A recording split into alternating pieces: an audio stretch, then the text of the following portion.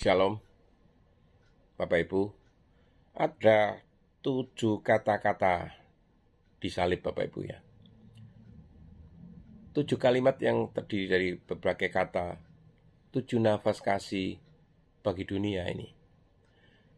Bapak, Ibu dan saudara-saudara yang terkasih di dalam Kristus, ketika kita memandang salib, kita tidak hanya melihat penderitaan, Bapak Ibu. Kita melihat hati Allah yang terbuka, ya. Di atas kayu salib yang kasar, di antara langit dan bumi, tergantung Dia yang adalah firman yang menjadi daging, Yesus Kristus. Salib bukan sekedar altar kematian Romawi, Bapak Ibu. Salib adalah mimbar terakhir Sang Mesias. Dari sana ia berkhotbah tanpa bergerak, mengajar tanpa kitab, dan menyelamatkan tanpa pandang siapa yang diselamatkan. Dan dari salib itu keluar 7 perkataan, Bapak Ibu. Bukan kebetulan loh jumlah ini ya.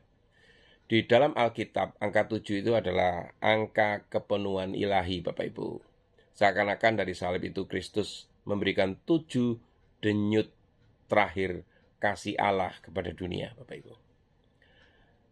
Mari kita berjalan perlahan melalui 7 perkataan itu, seperti pesiarah yang berjalan di jalan penderitaan, Bapak Ibu. Kata atau kalimat yang pertama, Bapa, ampunilah mereka. Lukas 23:34, Bapak Ibu. Ya Bapa, ampunilah mereka, sebab mereka tidak tahu apa yang mereka perbuat. Inilah kata pertama dari salib. Ini bukan kutukannya, bukan kemarahan, bukan pembelaan diri, Bapak Ibu, tetapi pengampunan, Bapak Ibu. Saat paku menembus tangannya, saat darah mulai mengalir di kayu Golgota, hal yang pertama yang keluar dari mulutnya adalah doa, Bapak Ibu. Yesus tidak berkata, Bapa, hukum mereka. Ia berkata, Bapa, ampuni mereka. Ini adalah Injil di dalam satu kalimat. Yesus tidak hanya mengajar tentang mengasihi musuh, ia melakukannya ketika disalibkan, Bapak Ibu. Tentara Romawi yang memaku tangannya, imam-imam yang menuduhnya, orang banyak yang mengejeknya, semuanya didoakan oleh Dia yang mereka bunuh. Disinilah kita melihat jantung Injil, Bapak Ibu. Dosa manusia begitu besar, tetapi kasih Allah lebih besar lagi. Salib adalah tempat di mana kejahatan manusia bertemu belas kasihan Allah, Bapak Ibu. Kata atau kalimat yang kedua, Bapak Ibu. Hari ini engkau bersama aku di Firdaus. Lukas 23 ayat 43. Di sebelah kanan Yesus di sebelah kanan dan kiri Yesus itu ada 2 penjahat ya. Salah satunya menghina, yang lain itu bertobat, Bapak Ibu. Penjahat itu berkata, penjahat yang bertobat, Bapak Ibu ya, Yesus, ingatlah akan aku apabila engkau datang sebagai raja. Dan Yesus menjawab, sesungguhnya hari ini juga engkau akan bersama aku di Firdaus. Perhatikan ya, sesuatu yang indah, Bapak Ibu. Penjahat itu tidak sempat dibaptis, memperbaiki hidup, melakukan perbuatan baik. Ia hanya punya iman yang sederhana, dan itu cukup. Di kayu salib, Yesus menunjukkan bahwa pintu keselamatan tetap terbuka sampai detik terakhir kehidupan manusia. Penjahat itu masuk Firdaus bukan karena hidupnya baik, Bapak Ibu, tetapi karena ia percaya kepada raja yang disalibkan. Salib mengubah penjahat menjadi pewaris surga, Bapak Ibu. Kata atau kalimat yang ketiga, Bapak Ibu. Ibu, inilah anakmu. Yohanes 19 ayat 26 sampai 27. Di bawah salib berdiri seorang wanita. Ia bukan murid, ia bukan rasul, Bapak Ibu. Ia adalah ibunya, Maria. Di sampingnya berdiri murid yang dikasihinya, Yohanes. Di dalam penderitaan yang luar biasa, Yesus masih memikirkan ibunya. Ia berkata, "Ibu, inilah anakmu." Kepada yang satunya, ia menyatakan, "Inilah ibumu." Salib bukan hanya tempat penebusan, bukan lagi hanya darah ternyata, tetapi kasih Kristus yang menyatukan. Gereja lahir di bawah bayangan salib ini, Bapak Ibu.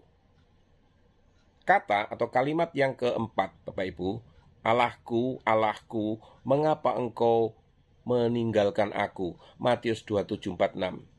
Kata-kata ini yang paling terkenal, Bapak Ibu ya. Inilah teriakan yang paling misterius. Eli Eli lama sabachthani.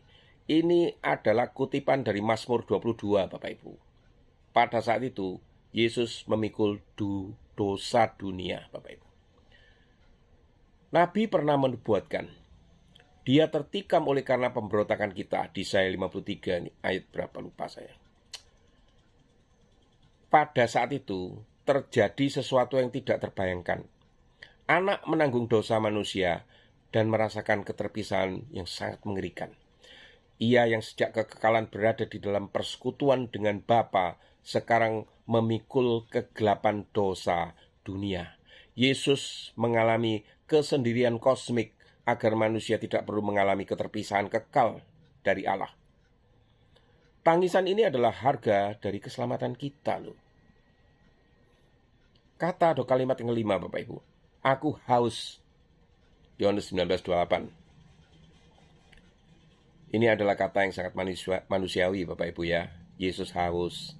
Ia yang menciptakan air, ia yang berkata kepada wanita Samaria tentang air hidup, sekarang berkata, "Aku haus." Di sini kita melihat misteri inkarnasi, Bapak Ibu. Kristus adalah Allah yang benar dan juga manusia yang benar. Ia benar-benar menderita, ia benar-benar merasakan sakit. Tetapi haus itu bukan hanya fisik.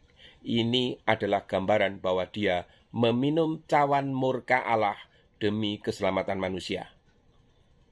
Hausnya adalah harga dari air hidup bagi dunia, Bapak Ibu. Kata atau kalimat yang keenam, sudah selesai. Yohanes 19 ayat 30. Dalam bahasa Yunaninya, tetelestai. Ini adalah kata yang dipakai ketika hutang lunas, tugas selesai, dan kemenangan dicapai. Ketika Yesus berkata sudah selesai, ia tidak berkata aku selesai. Ia berkata misi selesai. Semua nubuat dipenuhi. Semua dosa dibayar. Semua penebusan diselesaikan. Salib bukan kekalahan. Salib adalah kemenangan terbesar di dalam sejarah alam manusia, Bapak Ibu. Pada saat dunia mengira Kristus kalah, sebenarnya dosa sedang dikalahkan. Kalimat yang ketujuh. Bapa, ke dalam tanganmu kuserahkan rohku. Di Lukas 23 ayat 46. Ini adalah kata terakhir. Yesus menyerahkan rohnya kepada Bapa, Bapak Ibu. Perhatikan, ia tidak berkata, rohku diambil. Ia berkata, aku menyerahkannya. Ini menunjukkan bahwa bahkan di dalam kematian, Yesus tetap berdaulat. Salib bukan tragedi tak terkendali, Bapak Ibu. Salib adalah pengorbanan yang disengaja. Ia menyerahkan hidupnya agar manusia menerima hidupnya.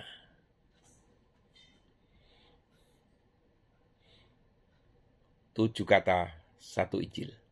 7 perkataan ini membentuk satu kisah besar, yaitu pengampunan, keselamatan, kasih keluarga Allah, penebusan dosa, penderitaan manusiawi, kemenangan penebusan, dan penyerahan kepada Bapa. Dari salib mengalir kasih, pengampunan, keselamatan, dan kemenangan. Dan dunia tidak akan pernah sama lagi sejak hari itu. Kubur yang kosong menyatakan dia yang disalibkan bangkit. Yesus yang sama yang berkata, ampunilah mereka, suatu hari akan datang kembali sebagai Raja. Dan pada hari itu, setiap lutut akan bertelut dan setiap lidah akan mengaku bahwa Yesus Kristus adalah Tuhan. Amin.